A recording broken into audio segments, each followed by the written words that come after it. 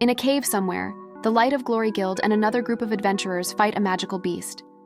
One of them gets hit in the leg by the beast's attack, but the priest easily heals him while the mage freezes the monster. Then, the leader of the Light of Glory finishes the beast off with his magic sword. He mocks one of the members of the other guild, Leonard, for being too slow, but the guy only laughs at him.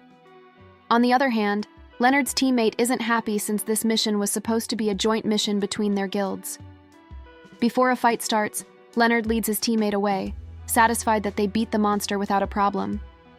For the guy who defeated the monster, the other guild should just be thankful that they didn't leave a bunch of deadbeats like them behind. After that, he grabs his comrade named Fildo, who doesn't look thrilled to be there. A member of the other guild can't believe that Fildo's been hiding behind a rock the entire fight, so his teammate explains that he's the point gifter. Leonard can't help but look at him, but he doesn't say anything and just walks away. Later, the members of the Light of Glory celebrate. Their warrior, Bobson, notes that their guild has grown so much, and the priest, Carl, agrees with him. Meanwhile, the mage, Dorothy, wonders if there's any guild out there that can compete with them. According to their leader, Claude, the Light of Glory is the strongest guild in terms of size and level. Anyway, he's curious as to where Fildo went, only to be reminded by his comrades that he's the one who ordered him to run some errands. Elsewhere, Fildo makes sure he's got everything he needs. Also, he helps a man stop a stack of crates from falling. While the man is grateful, he doesn't know why Fildo is letting his teammates treat him like an errand boy. The man tries to make him understand that he'll never become a great adventurer if he stays that way, but Fildo just bids him goodbye before running away. To be honest, the point gifter is aware of that too. When Fildo meets up with his comrades, Claude asks why he took so long to buy their healing potion. Dorothy isn't that surprised, though, thinking this amount of work was too hard for Fildo. The point gifter wants to tell his teammates that they should do the chores next time, but he just keeps his mouth shut. With Fildo not doing anything, Claude sarcastically asks him not to be upset, while Dorothy reminds him they let him off for taking their monster material once in a while. Disgusted, Fildo starts walking away. But Claude stops him and gives him a piece of paper showing the list of things he's deducted from his salary, also informing the boy that their party didn't do well that quarter. Once Fildo is gone, Dorothy talks about how convenient the power of the point gifter is. The experience gained just by having Fildo in the party is more than doubled, and not only that, but the amplified experience can be distributed freely as the user pleases. Thanks to Fildo, the Light of Glory has become the country's #1 guild. However, Dorothy is confident that their abilities are now more than enough. That said, she believes it's time they get some fresh air.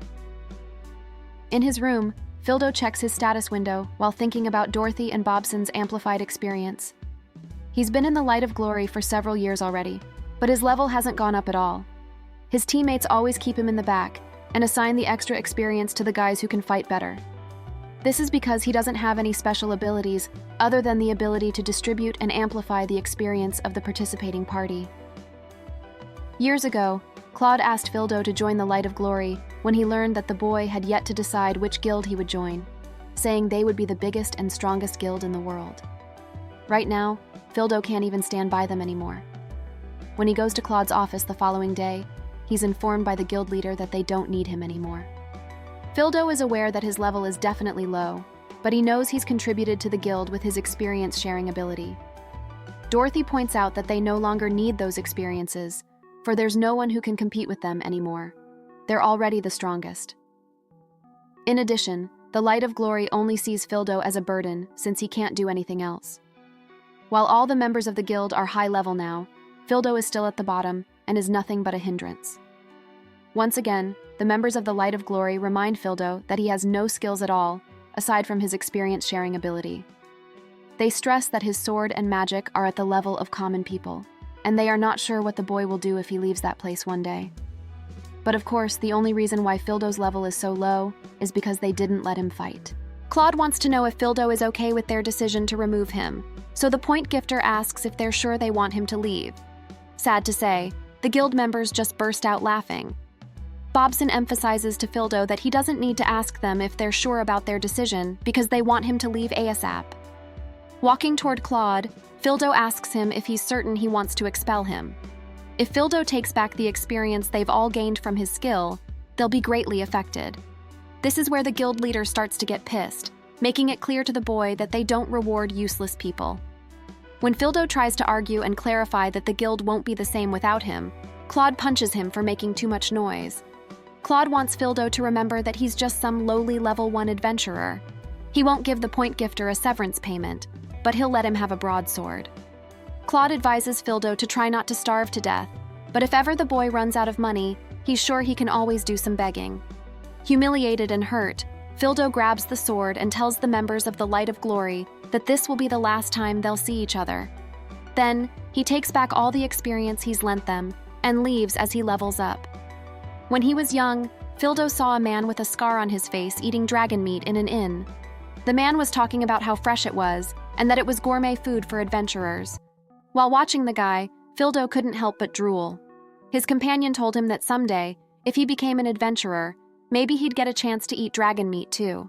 So he should do his best. In the present, Fildo wakes up after having a dream. He keeps on leveling up as he continues his journey, and he has no idea when it will stop. Well, the experience was loaned to almost everyone in the guild, and if the amplified amount is being returned all at once, then that's going to be fairly high.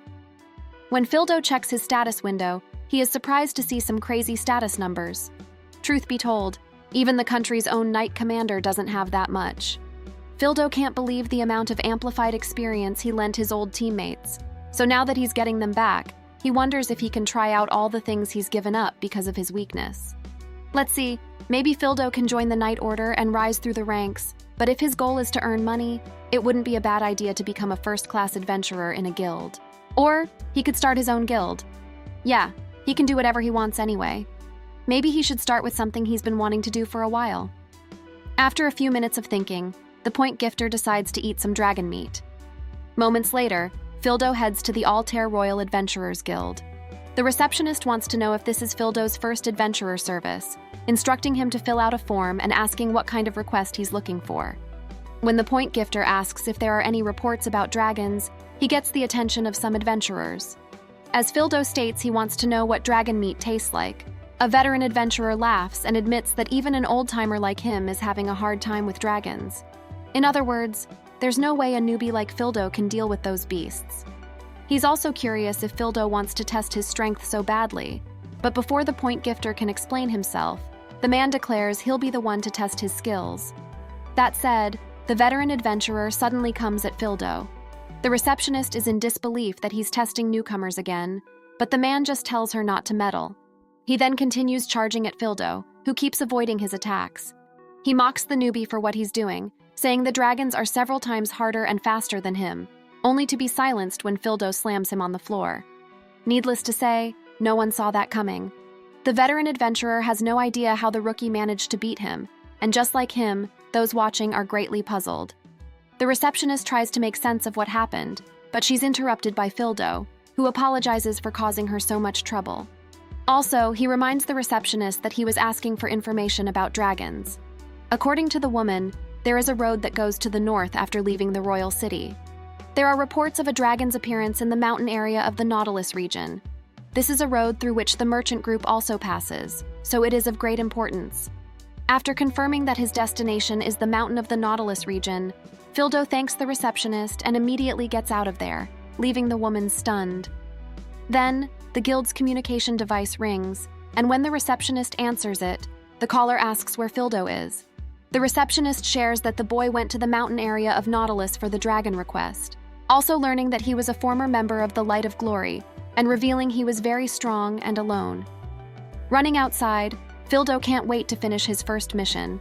More importantly, he's excited to eat some dragon meat. Meanwhile, Bobson and Carl talk about the adventurer they've recruited and how good she is when it comes to fighting. Sure enough, the lady easily beats her opponent in a sword match. Actually, she's defeated her opponent 5 times already, and eventually, the guy gives up. Afterward, Claude praises their new comrade and refers to her as Miss Lunasis, noting she isn't known as the Sword Saint for nothing. While the guild leader is all smiles, an irritated Dorothy bites her fingernails.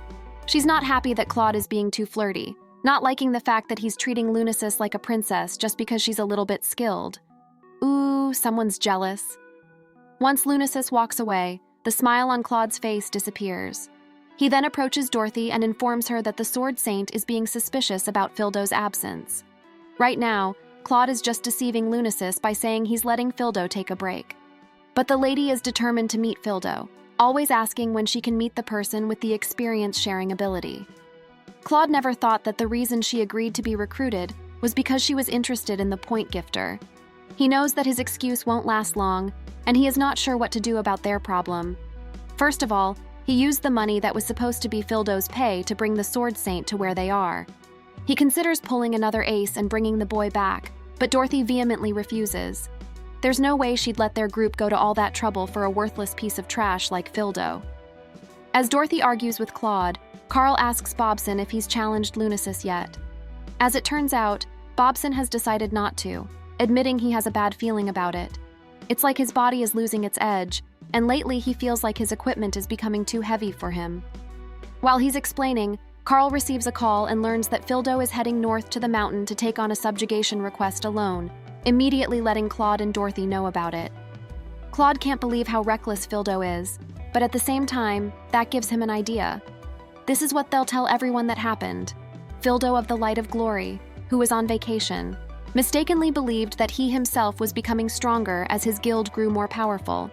He recklessly accepted a subjugation request alone, but unfortunately, he was attacked by bandits and died in the field. Claude believes this is the best scenario ever, and just like him, Dorothy is excited about this opportunity.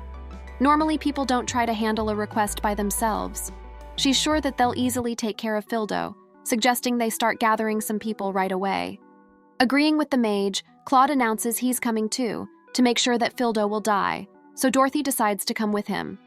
With the two going after Fildo, Carl is certain that the point gifter will have no chance of surviving. Wasting no time, Claude leaves with Dorothy and some guys who are good at rough stuff, not knowing Lunasis is watching them from a window. Near the mountain range, a group of merchants discovers that the dragon is finally out on the street. One merchant worries about his pile of provisions, and if they can't get through that area, they'll have to make a detour. As if that isn't enough, they have to be prepared for a 3 to 4 day delay. With no other choice, the merchants choose to get ready for the detour. They may have to leave some of their cargo behind, and they're frustrated since they know that dragons stick around for a long time.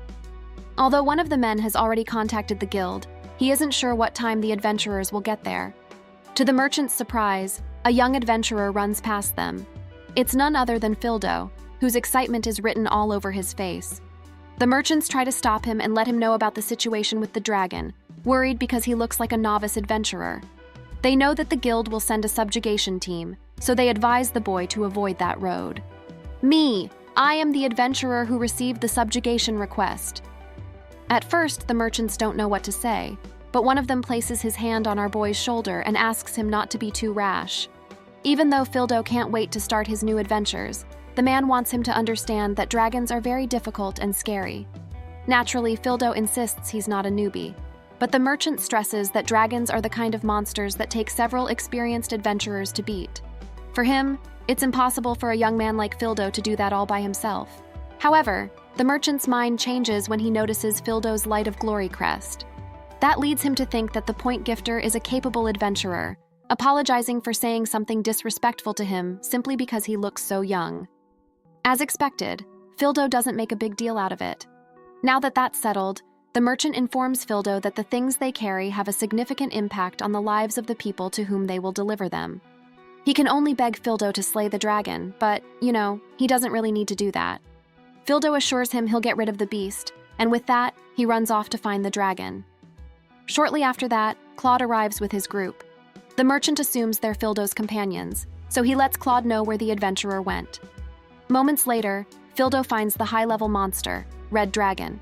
He analyzes it and thinks of his next move, but without warning, the dragon strikes him with its tail and sends him crashing into a tree. As a result, Fildo's back gets covered with wood chips. But the dragon isn't done yet.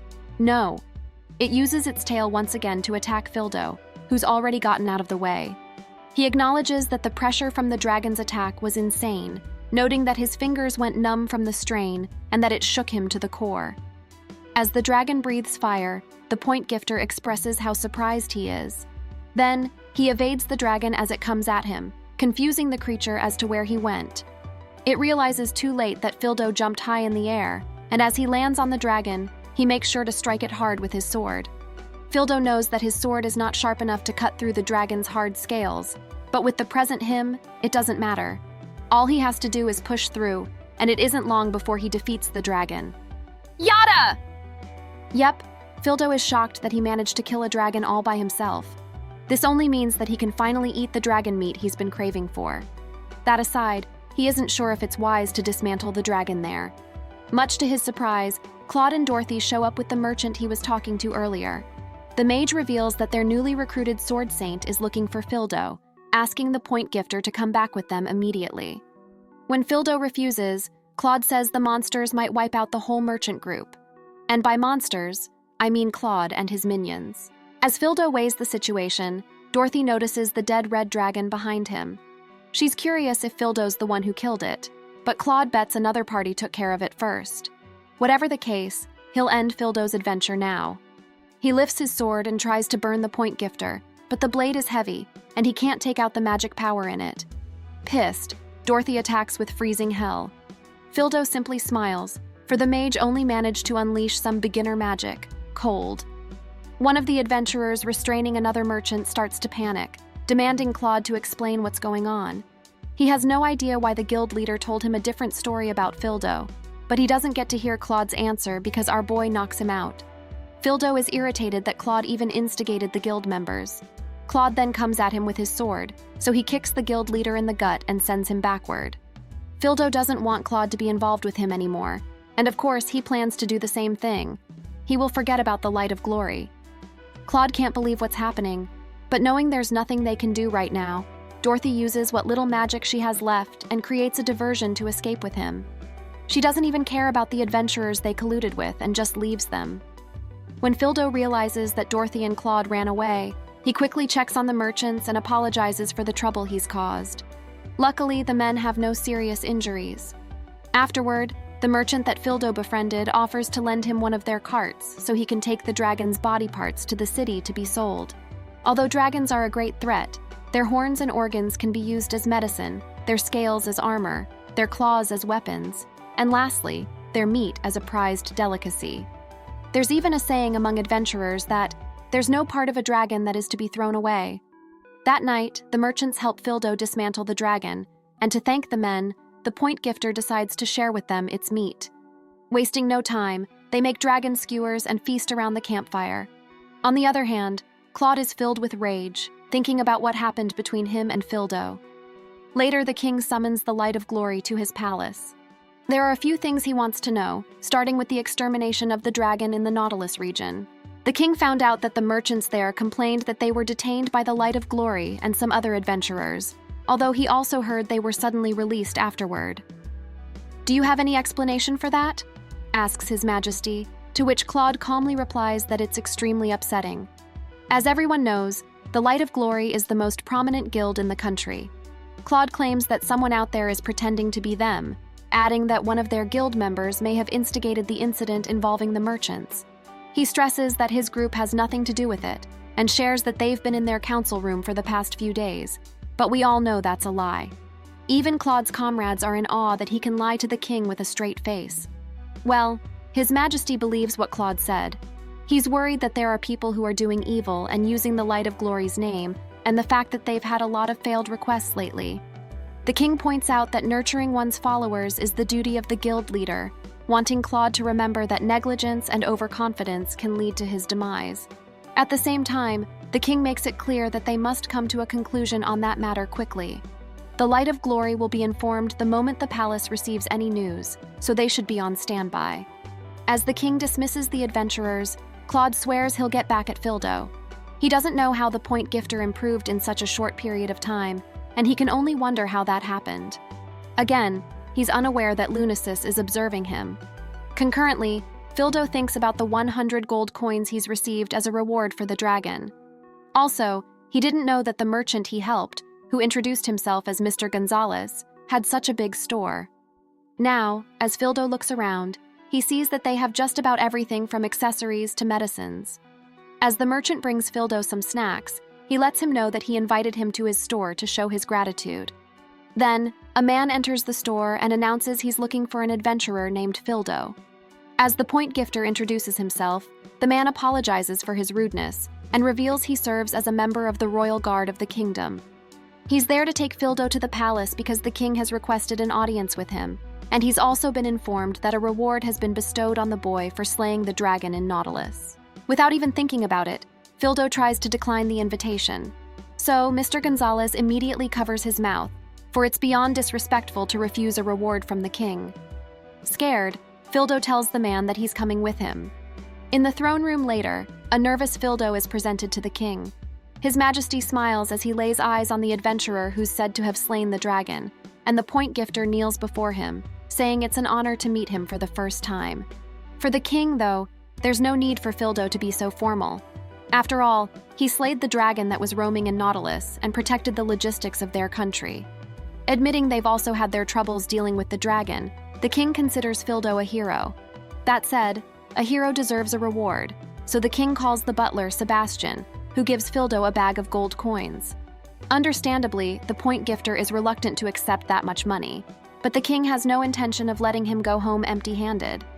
Honestly, the king wants to give Fildo one of his territories too. He wants to know if the adventurer is interested in becoming a lord, but Fildo politely refuses. Even if he were to suddenly receive a territory, he knows he wouldn't be able to manage it. Rather than having a land to live on, Fildo would prefer to go out, walk around, see things with his own eyes, and gain some experience. The king thinks it's too bad that Fildo won't accept a territory, but he won't force the point gifter to take his gift. His Majesty just promises to lend Fildo a hand if he needs anything at all, and the adventurer can consider that as his second reward. Thanking Fildo for his time, the king orders the captain to escort him to the gate. He finds it funny that he got dumped, admitting he's really curious about Fildo's experience-sharing ability. Outside, Fildo thinks about the cunning king. He's also in disbelief that he's received a huge amount of money, which he can use to buy whatever he wants. The first thing that crosses his mind is buying new equipment, knowing that people won't trust him as an adventurer if he's not well equipped. With that thought in mind, Fildo decides to go back to Mr. Gonzalez's store.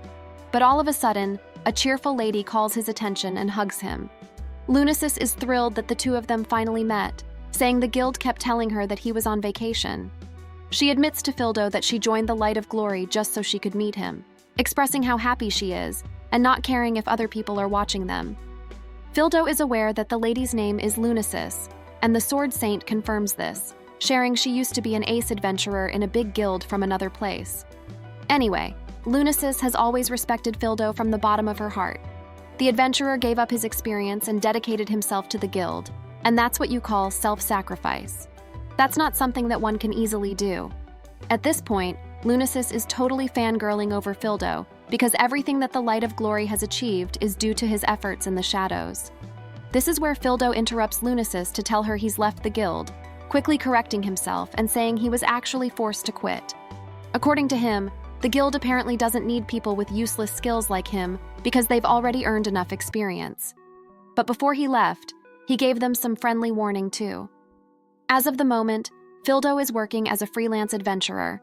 There are so many things he's always wanted to do, but he also wants to go solo at his own pace.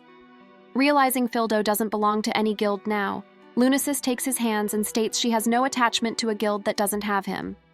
"Mr. Fildo, please form a party with me," the Sword Saint exclaims, and the point gifter can only look at her. Later on, Lunasis informs Claude that she's leaving the Light of Glory. This pisses the guild leader off since he paid a good amount of money to have her there, saying what happened at the king's palace was total nonsense. But it's not even that. You see, there's nothing Lunasis desires from a guild without Fildo. The Sword Saint apologizes for not telling Claude that at the beginning, promising she'll return the deposit given at the time of signing the contract. After saying what's on her mind, Lunasis turns to leave.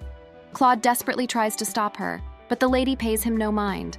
In addition, the guild leader can't believe this is happening just because of some amplifier. To make things worse, Carl comes running to Claude's office to let him know about the situation downstairs. As it turns out, the adventurers are refusing to do any more dangerous quests. They remember Claude saying they'd be as strong as they wanted to be if they joined that guild. But while that was certainly true before, numerous quests have failed lately. Just to be clear, those are the quests they could easily do before.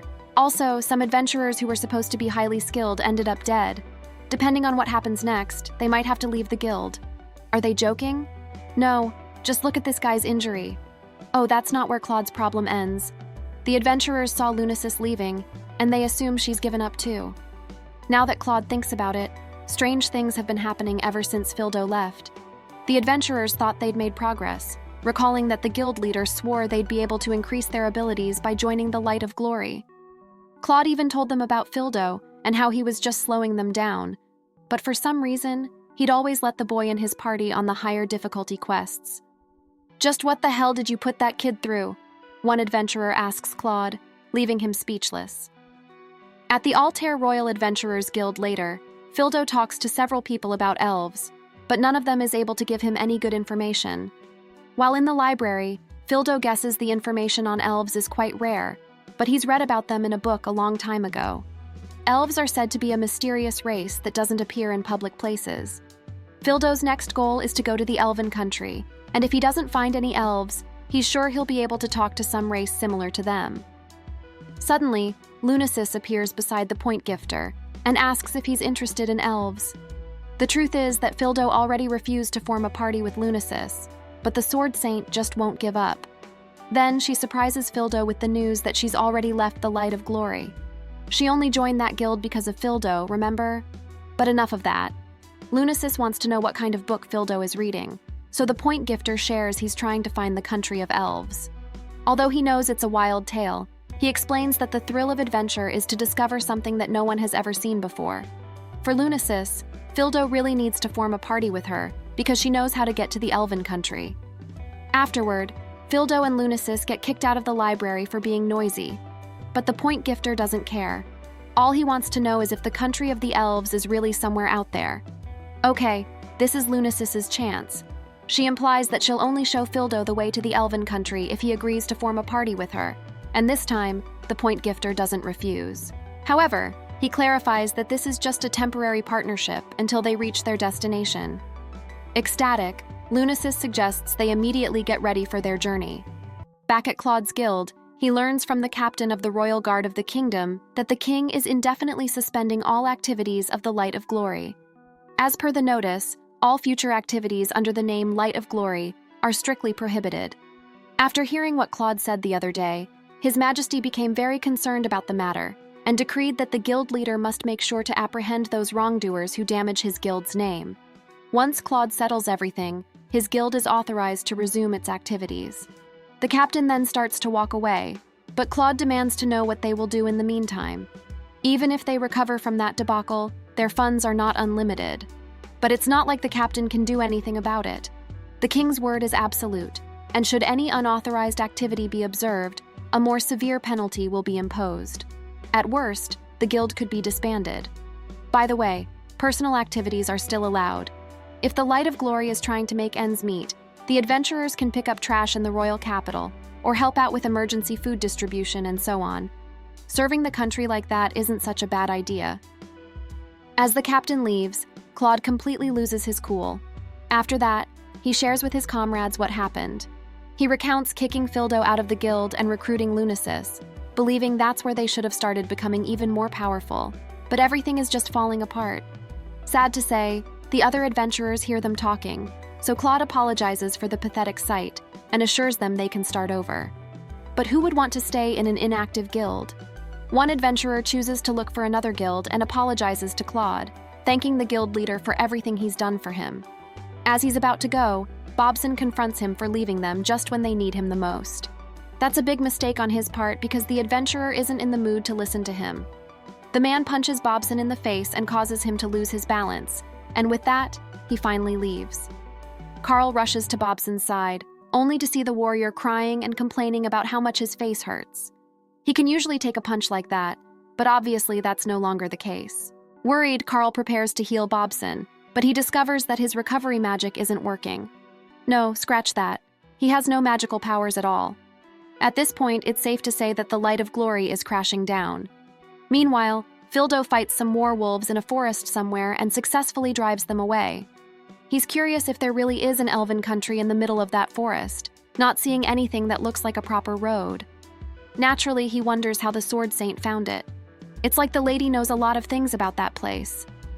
All of a sudden, Fildo hears another werewolf heading Lunasis's way. The Sword Saint is bathing in the spring, but it's not a problem at all, even if she doesn't have her weapon. As the point gifter alerts her about the monster, Lunasis turns around and strikes the wolf with just her hand. Then the wolf flees out of fear, and Fildo can't help but take a peek at the lady. Lunasis asks him to join her when she notices him, but our boy refuses and immediately looks away. Smiling, Lunasis assumes that Fildo is worried about her, and asks again if he's sure he doesn't want to join her. She starts thinking that maybe she isn't attractive enough, so the point gifter assures her she is beautiful. After dealing with the werewolves in the forest, Lunasis informs Fildo that they'll soon enter the Mist Labyrinth. Most people can't even find its entrance, and even if they do, they won't be able to get out. According to the Sword Saint, beyond that labyrinth is the country of the elves. Fildo is curious as to how Lunasis knows so much about the elven country, and that's not all. Ever since they met, the lady's been weirdly nice to him. He doesn't see Lunasis as the kind of person who'd admire someone just because they're selfless. But before the Sword Saint can answer, a big werewolf appears. As the werewolf lunges at them, Fildo immediately prepares to fight. However, Lunasis asks him to step back and strikes the wolf with her sword. Then, she turns to face the point gifter, who sees that the monster is still alive. With no time to waste, Fildo comes at the big werewolf with his blade and kills it, getting mad at Lunasis for being reckless and wanting her to forget what he just asked her. Fildo knows Lunasis has her own reasons, and he won't force her to tell him what those are if she doesn't want to. He also realizes that he overstepped his boundaries, so he apologizes to the lady. Lunasis wants Fildo to know the real her, but she'll only share that with him when the right time comes. For now, they must continue and enter the Mist Labyrinth. After that, Lunasis walks off silently, and Fildo only gets even more confused. Then, she asks for Fildo's hand, for the elven country is just around the corner. Without saying anything, the point gifter holds Lunasis's hand, knowing that the right time will come and believing it won't be far off. Upon entering the labyrinth, Lunasis instructs Fildo to move closer to her. Inside the Mist Labyrinth, one can easily lose their companion if they step away. Simply put, it can be dangerous if they wander off. Well, Fildo can tell Lunasis's distance just from her voice. He thinks she's just making an excuse to get close to him, only to realize he's wrong when he almost falls into a hole. Thankfully, Lunasis manages to grab him, saying he should be careful since there are some places with no ground. Moments later, Lunasis and Fildo reach the country of the elves. Understandably, the point gifter can't help but be in awe. The two then start moving closer to the gates, and while doing so, Fildo expresses admiration for the beautiful place. As they walk through a field, Fildo thanks Lunasis for bringing him there. He wants to do something for her to show his gratitude, but forming a party with her is a big no-no. When the lady asks for a kiss as a reward, Fildo flat out refuses. Irritated, Lunasis forcefully tries to kiss the point gifter, not seeing any reason why he should decline. Thanks to that, our boy starts to panic. Suddenly, they're interrupted by two girls with pointed ears, Danon and Sana. They're elves! The kids are happy to see Lunasis, and the Sword Saint is glad she ran into them too. Naturally, the girls want to know who Fildo is. They wonder if he's Lunasis's boyfriend, but the lady says they're not in that kind of relationship yet. "I knew it!" the point gifter exclaims. "You didn't just know them!" At this point, Lunasis removes the gem in her earring, revealing her pointed ears. Yep, she's an elf too. But Lunasis doesn't elaborate and simply leads Fildo to the kingdom, where he admires everything he sees. He can't believe that elves really have long and pointed ears, and aside from that, both men and women are ridiculously good-looking. Fildo then remembers Lunasis thinking she wasn't attractive enough while they were in the forest. But now, he knows she was just acting. Anyway, Fildo lets Lunasis know that her level may have gone up a bit. Sure enough, the Sword Saint's body feels lighter. It's rare to find someone who can analyze, but Fildo guesses her experience has been amplified since they've formed a temporary partnership. Lunasis thought for sure that she couldn't get any stronger, so she thanks Fildo for it while the girls point out she's already strong enough. But she's not done yet. No. As Fildo follows Lunasis and the girls, he notices some sick elves and asks his companions about it.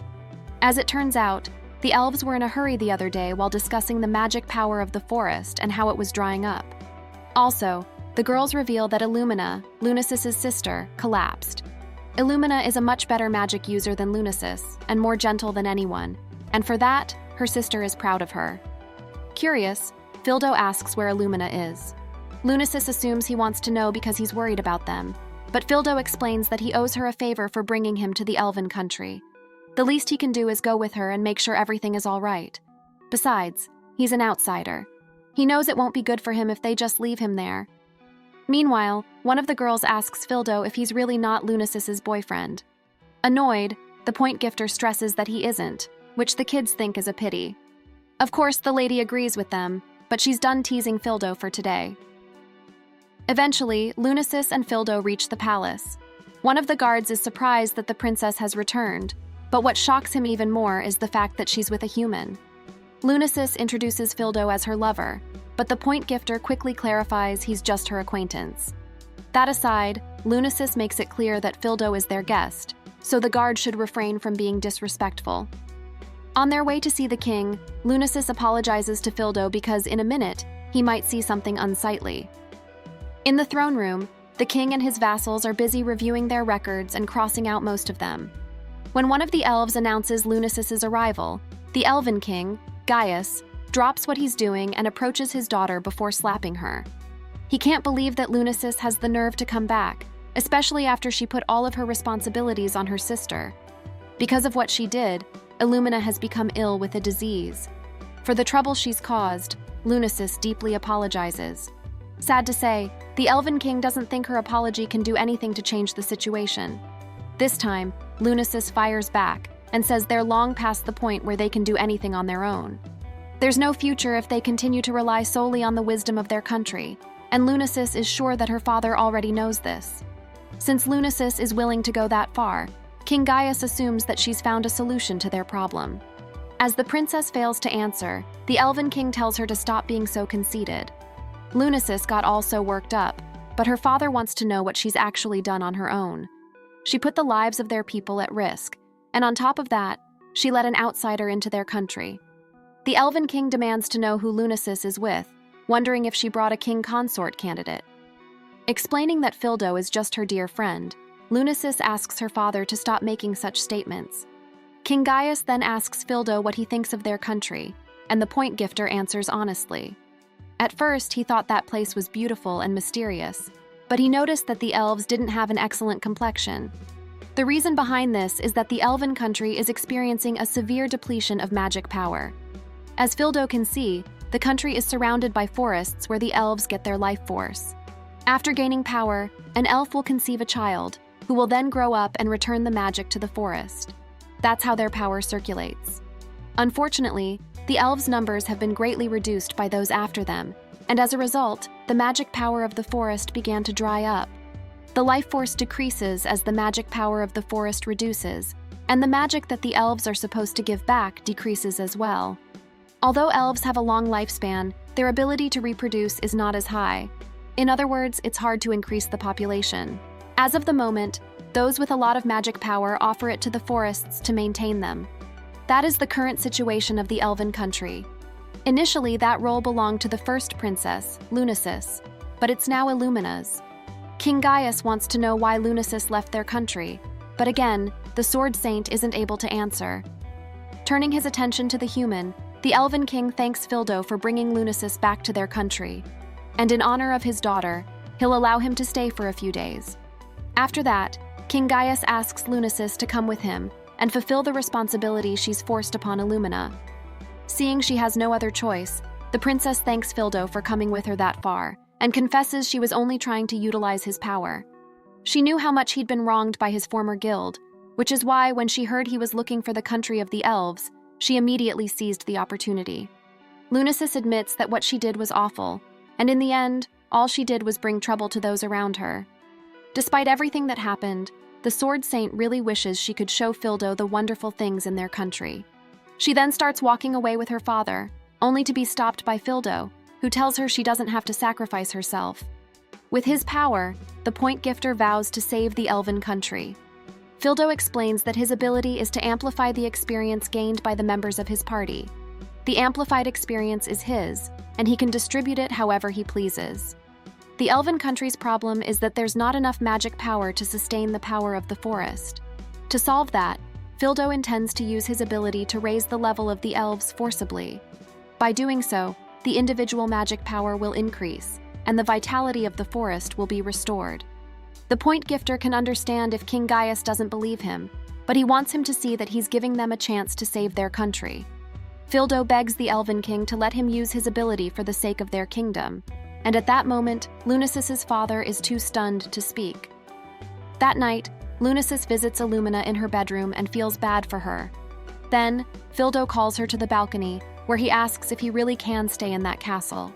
The Sword Saint assures him that he can, and asks if something is bothering him, so he shares that he passed by a tall woman who kept staring at him a while ago. When Lunacis says that was her mother, Fildo can't even hide his surprise. Indeed, no one can tell how old an elf is just by looking at them. Anyway, Lunacis's mother was probably staring at Fildo because it's been a long time since anyone from that country has seen a human being. That aside, the princess apologizes to Fildo for the inconvenience she's caused. She left the elven country to find a solution outside of the knowledge that elves have, but slowly, she got tired of searching. She admits that she tried to be close to Fildo since she found his ability interesting, making the point gifter wonder if that's really what it was all about. Lunacis did something foolish, but still, Fildo has chosen to help the elves. Why? Well, no particular reason. But if he has to say it, it would be like thanking Lunacis for bringing him to the elven country. For Fildo, it would be wrong to lose such a beautiful country. He's not really sure himself, but he knows that family and home are important. Besides, one should help a member of their party if they're in trouble, right? That's what being an adventurer is all about, Fildo adds, putting a smile on the Sword Saint's face. Moments later, the Elven King approaches and orders Fildo to follow him. He leads Fildo deep into the castle, so naturally the point gifter starts to worry. Then, King Gaius notes that Fildo's sword looks like it's reaching its limits. That's what happens when one slays a dragon and werewolves with that kind of blade. Fildo isn't sure why Lunacis's father suddenly mentioned his sword, but before he can even ask, King Gaius instructs him to stop walking. Using his magic, the Elven King opens a tall set of doors. He goes inside the room and tells a terrified Fildo to come quickly, saying that place is the treasury. It stores magic tools that have undergone magical modifications. Sadly, almost no one is left in that country to handle the hidden treasures anymore.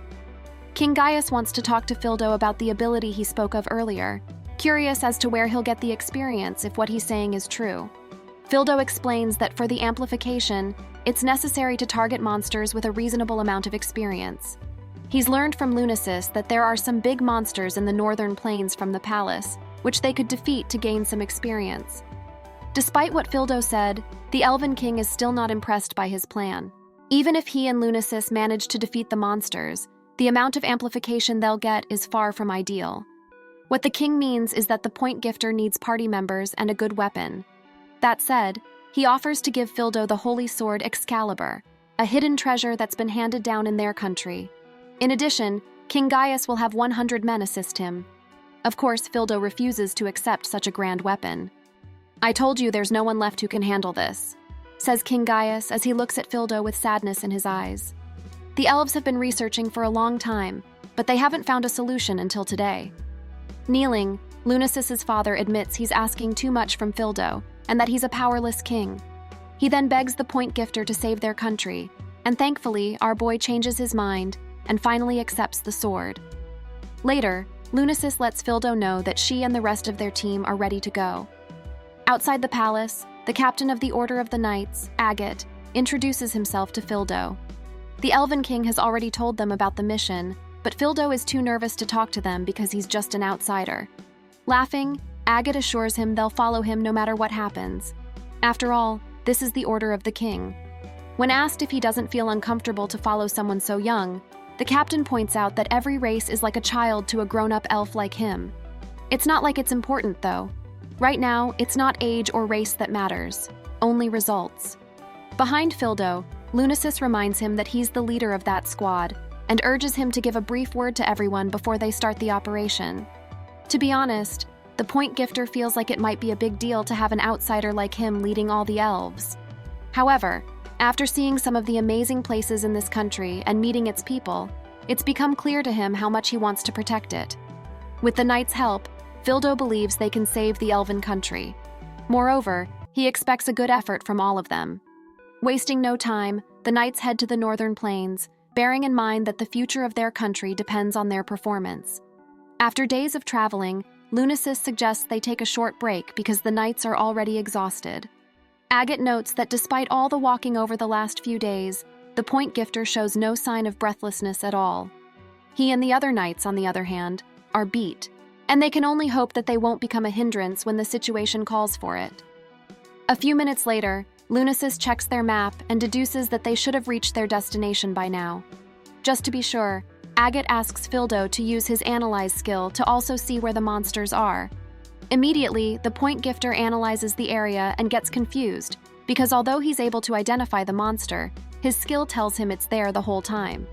He then asks Lunasis to cut through the ground, admitting he's hesitant to do it himself since he's carrying a valuable sword that belongs to the elves. Just like him, Agate doesn't want to damage his sword by trying to slash the ground. Luckily, Lunasis doesn't refuse and immediately makes cracks in the ground using her sword. When nothing happens, Fildo shares he thought that the monster was lurking under them or something.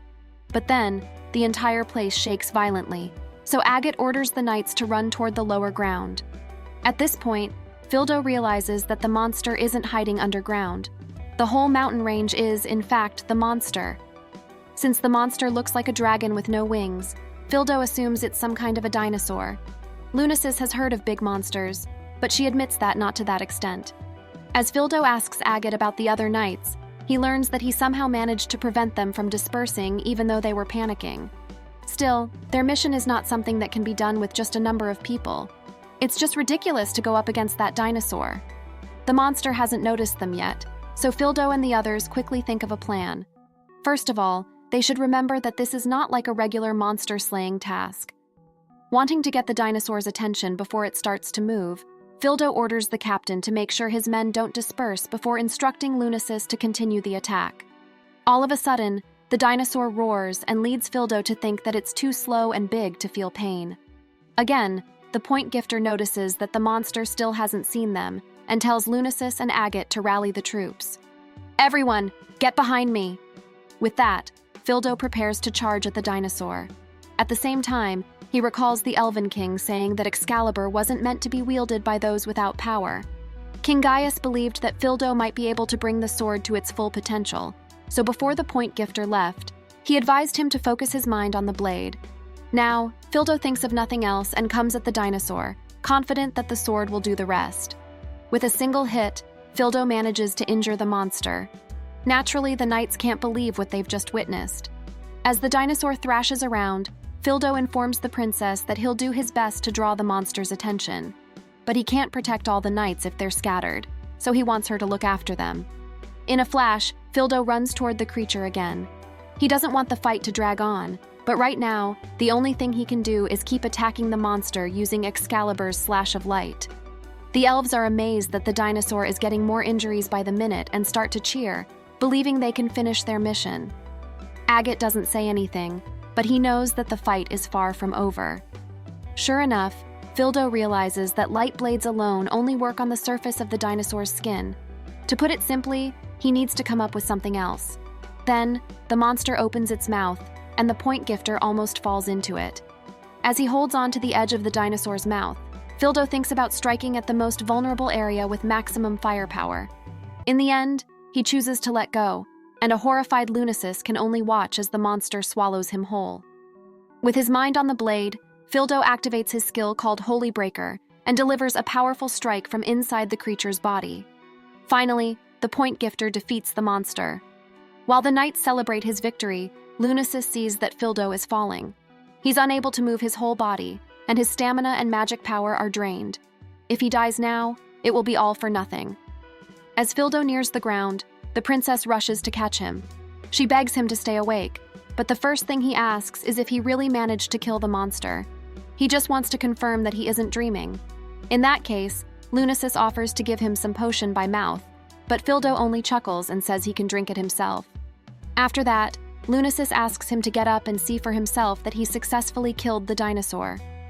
Upon returning to the palace, Fildo amplifies the experience he's gained from killing the monster and distributes it, raising the elves' levels and restoring their health.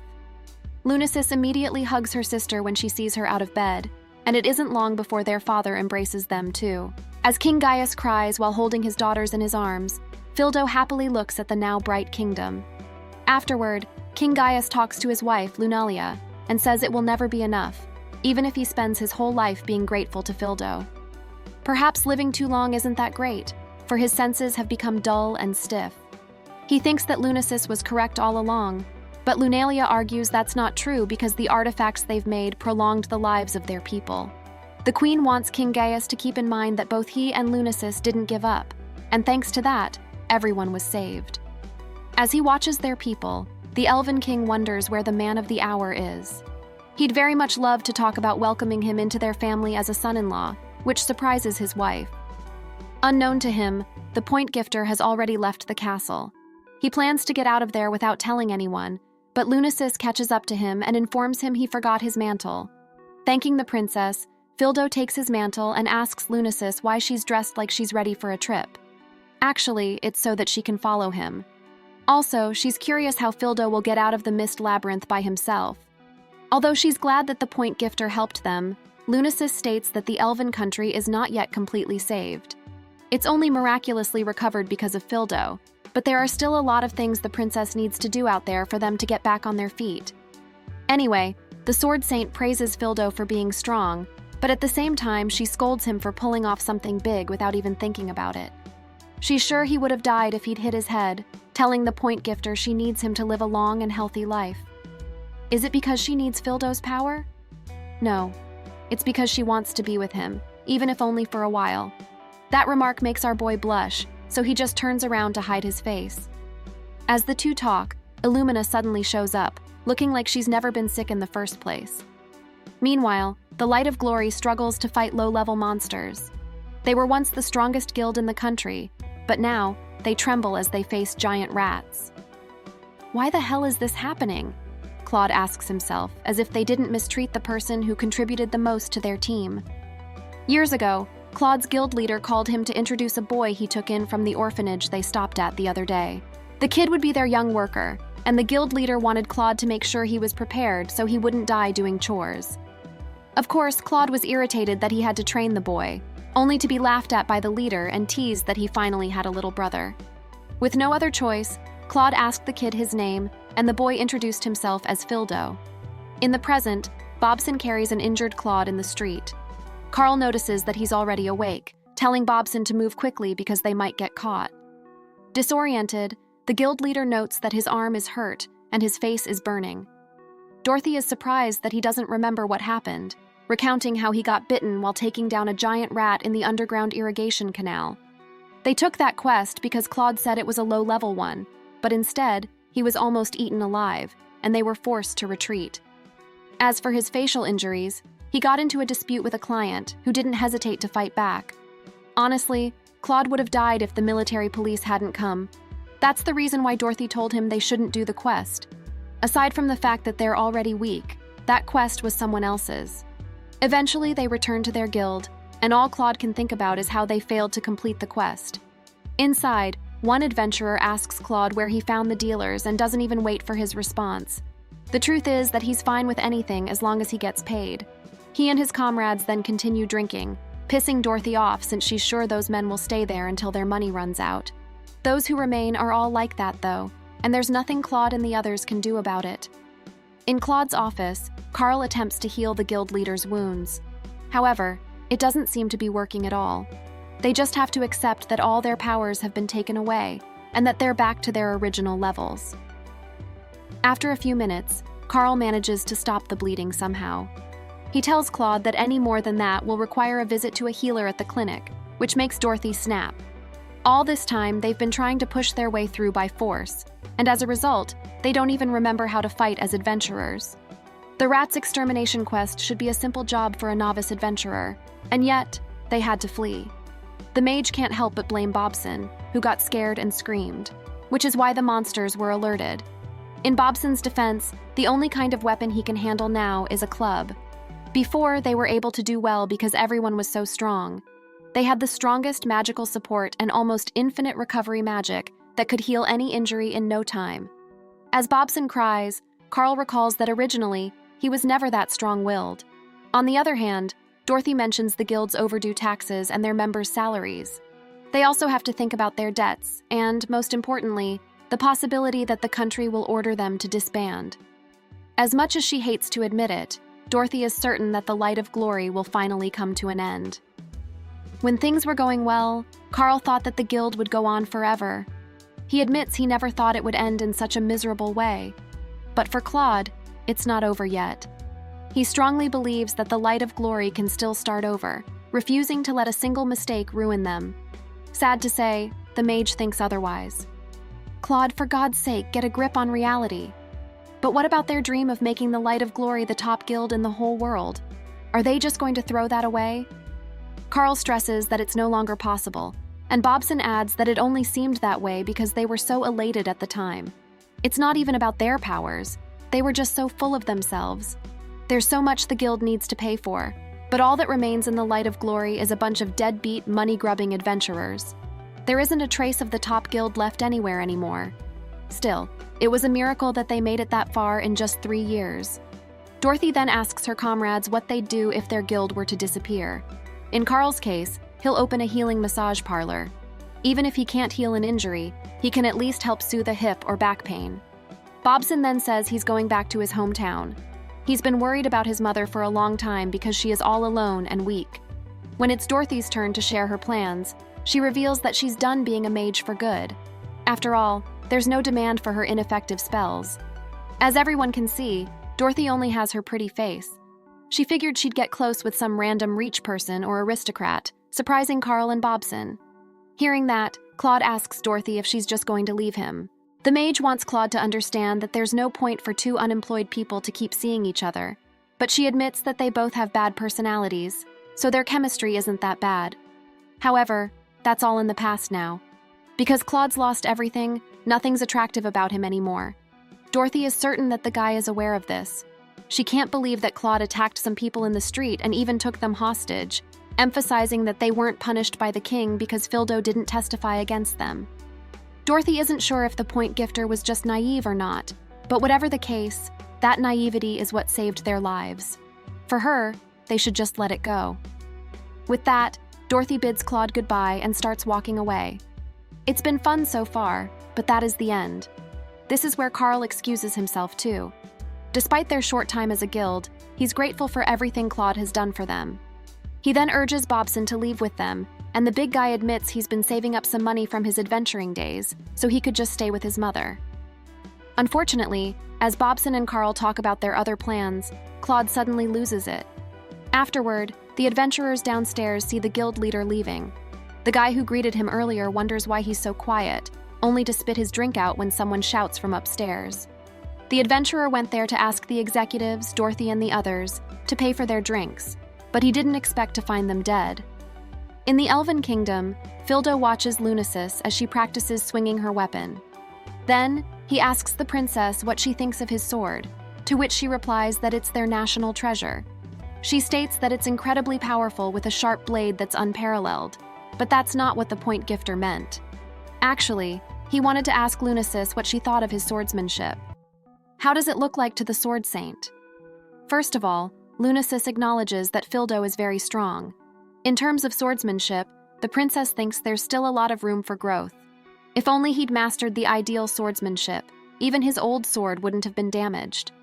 Although Fildo was able to defeat the dinosaur called Gigarex the other day, Lunasis thinks he failed to target more effective spots. If the point gifter is trying to reduce mobility, it's recommended to go for the base of the fin. When Fildo asks if targeting the eyes won't be better, the lady explains it could cause a lot of damage to the surrounding area if the dinosaur lost its vision and went on a rampage. Realizing Lunasis is right, Fildo asks her to teach him how to fight with a sword. No matter how high his status is, he has far too little experience as an adventurer. He doesn't want to rely on the abilities he got after taking back all the experience he'd lent to his old guild, but instead, he wants to become stronger as an adventurer. Unknown to Fildo, Claude killed the other members of the Light of Glory. The guild leader has lost everything, and the only person he blames is the point gifter. After being miserable for so long, Fildo is slowly checking things off his bucket list. He's finally reached the mysterious elven country, and aside from that, he helped save its people too. He has all the time in the world to do as he pleases, but he should remember that somewhere out there, someone would do anything to bring him down. That said, Fildo must always be ready, for he doesn't know what the future holds for him. This is a story of Fildo and his group after their return to the country of elves. The king of elves stands in front of them and tells them that he knows all of them have suffered so much, but they have also persevered. He tells the elves that there will be a national celebration at a later date for them, and the day will be a national holiday for elves, which will be passed down from generation to generation. The elves cheer happily as they hear the king of elves' speech. The king of elves sees that Master Fildo must have been tired after the long expedition. He tells Fildo that there are hot springs in the royal palace, so he should go there for a nice soak and have a good night's rest. The king also tells him they will get his clothes in order while he bathes, and Fildo thanks the king. At the large royal elven palace hot spring, Fildo stays inside, enjoying the feel of the water. He thinks of how it feels like paradise as he relaxes into the water.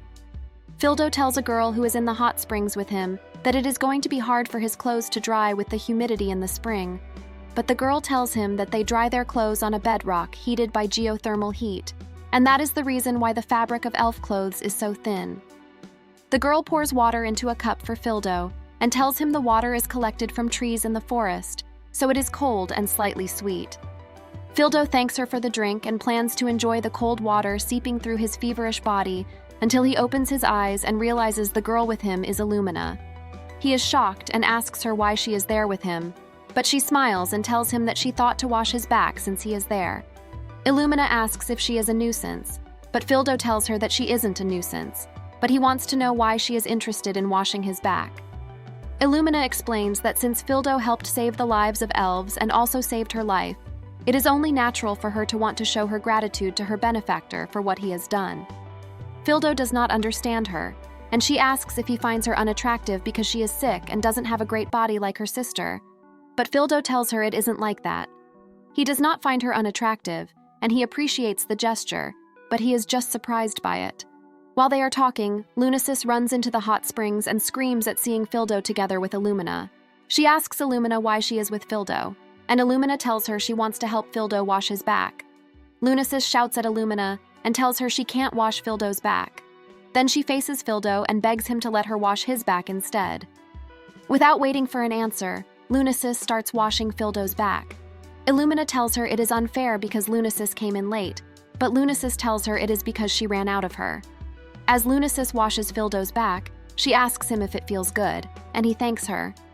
Fildo tells her how it feels strange to have someone else wash his back, and she asks if he hasn't done it before. Fildo explains that he grew up in a house with a bunch of little kids who used to copy him when he washed his back, and Lunasis also remembers how she used to wash her father's back.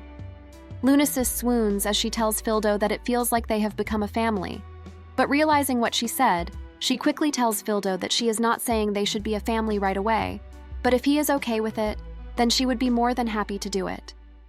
Fildo listens to her till he falls asleep, and Illumina and Lunasis smile at him. At the Elven banquet, Mr. Fildo, the savior of their country, is told to put on the clothes he was given, but he thinks he doesn't need to wear them.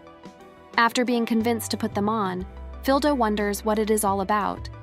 He also remembers how he hates being alone in unfamiliar clothes, but somehow he is conscious of how people look at him. Lunasis tells Fildo that the clothes he put on look so good on him, and he thanks her and says she flattered him. Illumina replies to Fildo that he looks cool, and that she only states the obvious. Illumina also tells Fildo that her body is filled with magic and energy, and when magic runs out, she doesn't think she will be able to move again. Fildo then asks Illumina where Lunasis is, and she replies that she was with her a while ago. The king asks Fildo if he had a good time, and he replies and says yes, that he did enjoy the feast. Then the king tells him that while the dinner is still going on, Fildo should spend his time as he wishes. The king also tells Fildo that what he is about to receive may be inadequate as a reward. Fildo then receives a sword from the king, and wonders how much it will be in the next 5 generations of the elves. Fildo also tells the king that the sword he was given alone is more than he could ever expect.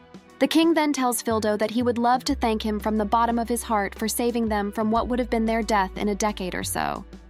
The king also tells Fildo that the forest is now supplied with magical power to sustain us for at least 5 generations. The king also presents a brooch to Mr. Fildo and tells him that it symbolizes the succession of the throne from the present king to the next. This brooch has been passed down from generation to generation. The king then grabs Fildo by the collar and tells him that since he is the country's savior, his feats will become a story that will be passed down for many years to come. The king then tells Fildo that the country is in a bad situation, and as Fildo is the light, that he will guide them in the future, as they will continue to work together to build the country. Then Illumina holds Fildo's hand and tells him to come along, because things won't get exciting if the star of the show isn't dancing. But Fildo says to her that he doesn't know how to dance, and Lunasis tells him that if he moves his feet to match hers, then he will be fine. Fildo is surprised to see Lunasis and asks her where she has been. Fildo doesn't know if it is because he is the only human, but notices he is constantly being watched, and this makes him nervous. The king asks Lunasis where Fildo is, and she tells her father that he is exhausted from being surrounded by everyone, so he went to rest for a bit. Lunasis tells her father to stop making such a bad joke, and her father asks if it sounds like a joke to her.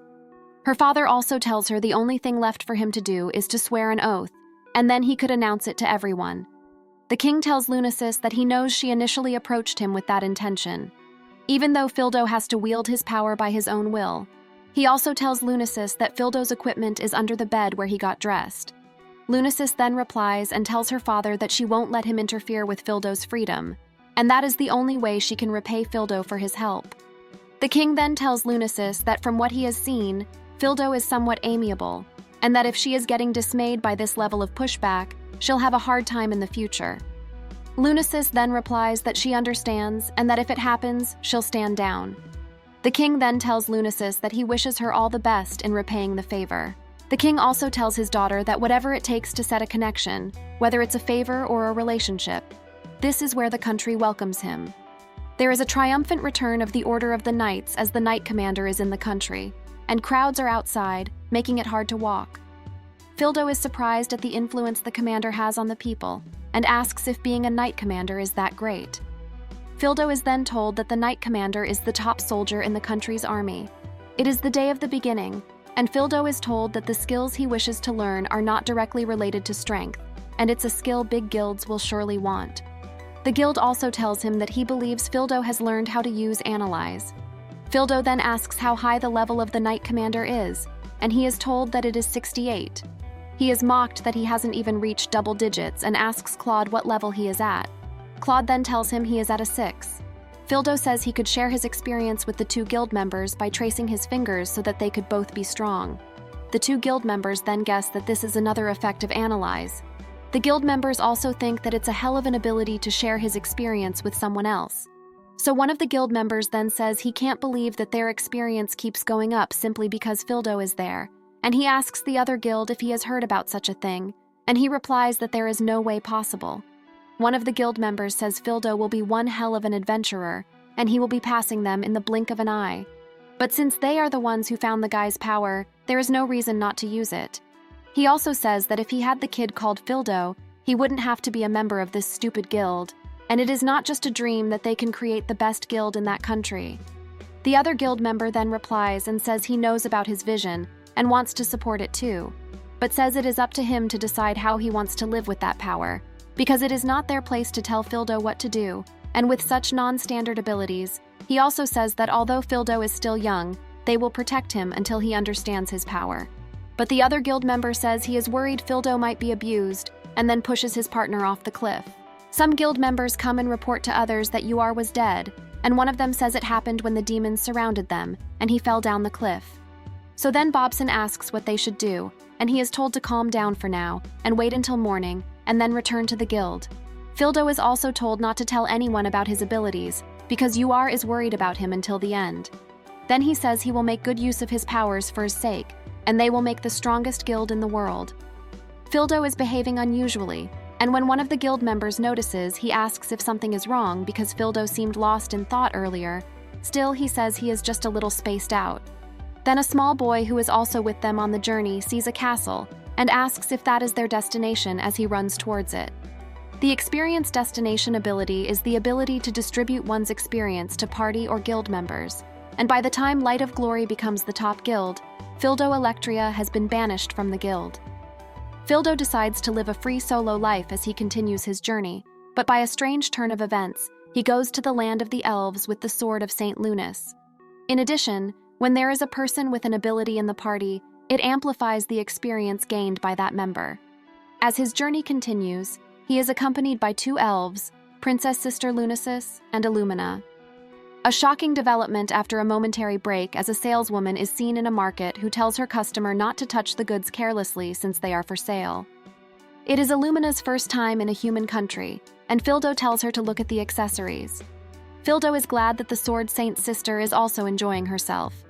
A man approaches Fildo and tells him he knows he is no ordinary man, but never thought he would be partying with the sword. Saint Lunas, and Fildo replies and says that it is not like that.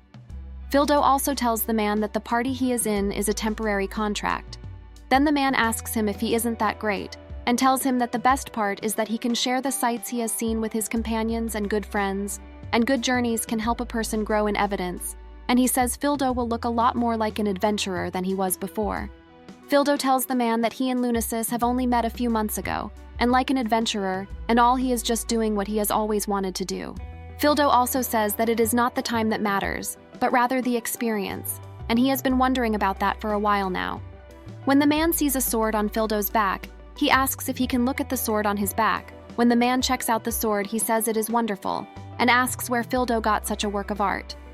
Fildo then tells the man that the sword was given to him for various reasons. The man tells Fildo that the details are also amazing and probably enchanted. He also tells him that dwarves often design this kind of equipment, which could be one of them, but Fildo is shocked when he hears dwarves. The man then tells Fildo that the dwarves are all blacksmiths by nature, and the armor of the hammer is usually enchanted like this. He also says that even if they have the same form as the dwarf armor, the market price will vary by more than one figure. But Fildo shouts again when he hears dwarves. Then Illumina asks him if he is interested in the dwarf country, to which he replies, of course, and tells her it is necessary to suddenly speak from behind. Lunasis asks the man what is with the grin, and he says he actually has a close relationship with the dwarf country, and they are old acquaintances of his father, and he has met them too. Still in the middle of their conversation, another man interrupts and says the dwarf country has workshops where the best craftsmen's skills are gathered since they are strict about entry. Fildo would have been turned away as a first-time visitor, let alone a human. Illumina then asks that since the dwarf government is not hiding, what is the fuss about? Then Fildo replies that you don't say, but asks what if the sisters requested a visit in person. Then Lunasis asks him if he wants to enter the dwarf country, but Fildo looks shocked. Fildo and the elven sisters are supposed to be back at the inn before the sun goes down, and when one of the sisters asks if Mr. Fildo is coming with them, Fildo says that no, since the sisters are together, and tells them to tour the city instead, and make use of this perfect opportunity to learn about life in a human country. Lunasis tells her sister not to let her go because many people are there. Illumina then tells her sister she is treating her like a child again, and Lunasis thinks that even her sister knows how much magic she has as an adventurer. She can at least protect herself and just wants to hold hands with Illumina. Lunasis says she wonders if it is still too early for her to know if Illumina can shoot strong magic, which is not necessary as a strength. All she has to do is hold hands with Illumina. Then she says she couldn't help but feel a bit flustered whenever she is with Mr. Fildo, and well, if her sister said so, it couldn't be helped. Fildo then says he will also go to check out some of the other stores. Lunasis asks Illumina if she knows where she can find the flower shop, and she says she knows. Brother Fildo is an adventurer, and she thinks so because he is carrying a cool sword. She then asks him if he has ever killed a giant monster or something like a big mountain, and they remember what Mama used to say, that adventurers sometimes try to show off and report things out of proportion to what they are. And that is a problem. Their Mama knows all this because she works as a receptionist at the guild. Their Mama's birthday was that day, so she wanted to go to the flower shop alone. She goes out secretly and wonders if her Mama is mad, but Fildo tells her that Mama is not mad because she is probably apprehensive about her. But if she can apologize adequately, she will forgive her. He says he is sure she will be happy with the gift she wants to get for Mama. If Mama is going to be mad at her, then she might as well be mad at him too, and he urges her not to be afraid. He says it was great that she bought the flowers and guesses he would have to call the military police, and she asks him if there was a station nearby. Someone comes by and tells Fildo that it's been a long time and he has grown into a fine-looking man. He says he is partying with the Sword Saint now and abandoning them and spending every day with a hottie. Yikes. And that is quite an excellent adventurous life, which was the reason he was there. But Fildo is so confused and asks the man what he is talking about, that he is the one who kicked him out of the guild. It has been through a lot since then, and the king has been asking because the guild has been suspended.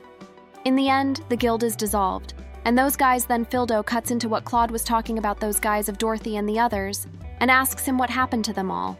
And he answers and says they were gone because the Light of Glory was disbanded. They went separate ways as well, and he thought that they were a bunch of jerks and didn't necessarily need to be involved with him anymore, said Fildo. He thought and said it was revenge.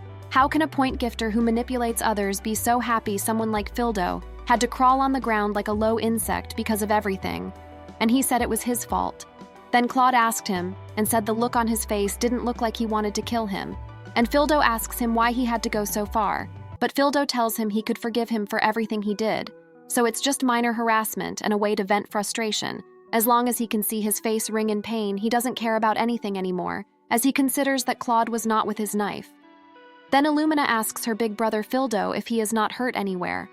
Claude, the leader of the guild, is seen arguing with Fildo that he is the main reason the king suspended their guild, one of the country's most robust and powerful guilds, because of what happened.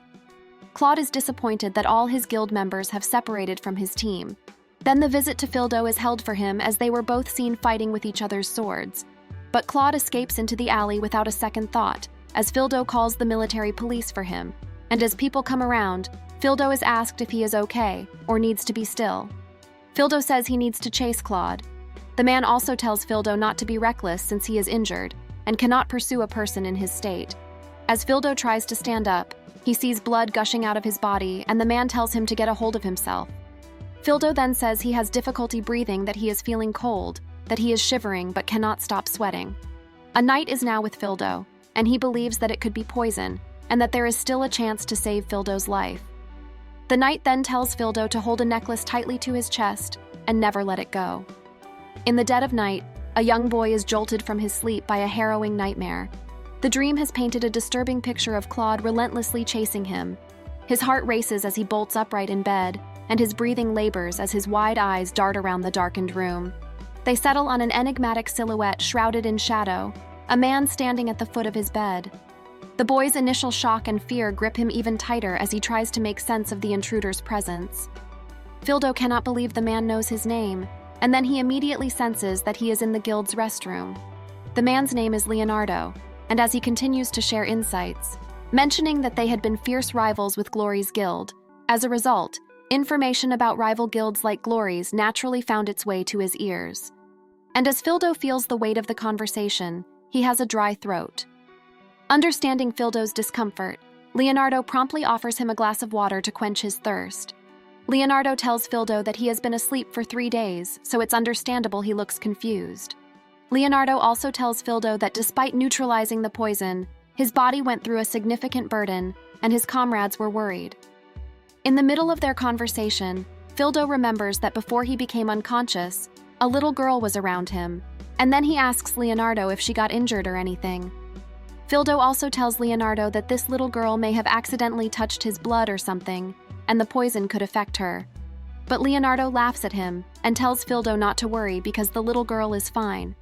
While Fildo is talking to Leonardo, a doctor comes in to examine him, and Fildo thanks the doctor for saving his life.